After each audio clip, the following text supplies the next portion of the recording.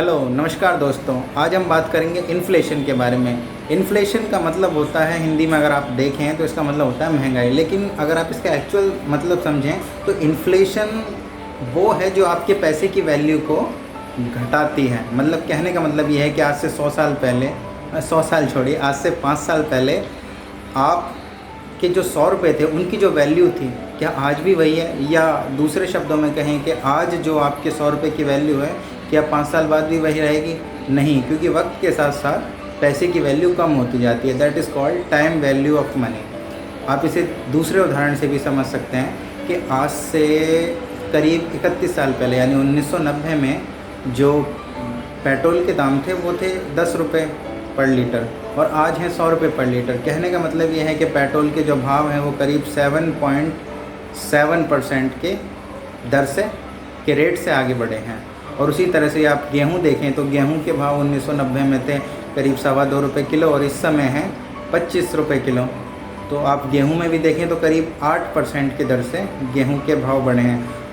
अब यदि आप कंपेयर करें एफडी रेट से तो एफडी के रेट्स कितने हैं? 4.5 से 5%। कहने का मतलब अगर आप मोटा मोटा भी समझें तो आप ये मान के चलिए कि सपोज़ आपने 100 रुपये एफडी में डालें, अब आपको इंटरेस्ट मिला 5%, मान लीजिए आप मोटा मोटा, तो 5% का मतलब 105 रुपये।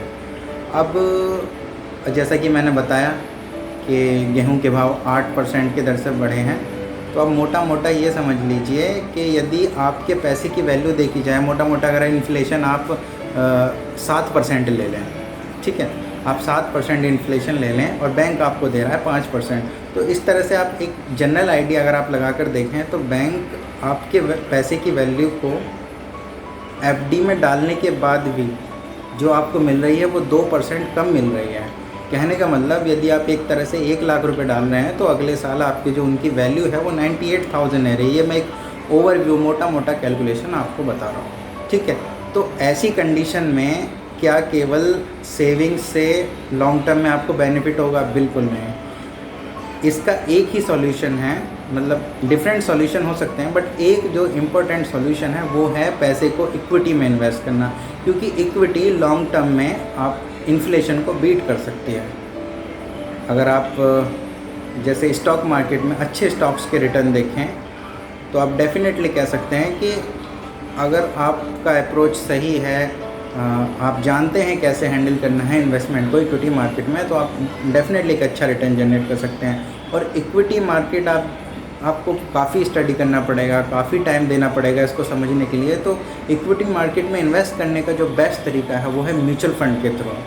म्यूचुअल फ़ंड के थ्रू आप केवल अपना पैसा डाल के निश्चिंत हो जाएंगे। वहाँ एक जिस स्कीम में डालेंगे उसी स्कीम का फ़ंड मैनेजर अपने एक्सपर्टाइज़ और एक्सपीरियंस के हिसाब से उस पैसे को इन्वेस्ट करेगा और जो रिटर्न जनरेट होगा वो एएमसी के कॉस्ट और एक्सपेंसेस को काट के वो आपको दे दिया जाएगा। तो अगर आप देखें अच्छे फंड के रिटर्न इक्विटी में तो वो काफ़ी अच्छे रिटर्न होते हैं, मतलब इन्फ्लेशन को वो ईज़िली बीट कर सकते हैं। मैं इन जनरल बात कर रहा हूँ, मीन्स ऐसा नहीं है कि हर स्कीम बीट कर सकती है, लेकिन अगर आप देखें तो इन जनरल जो अच्छी स्कीम है, गुड स्कीम्स हैं, वो आसानी से लॉन्ग टर्म में इन्फ्लेशन को बीट कर सकती हैं। बाकी म्यूचुअल फ़ंड के बारे में हम डिटेल में अपनी अगली वीडियोस में बात करेंगे। Thank you for watching this video. Have a good day.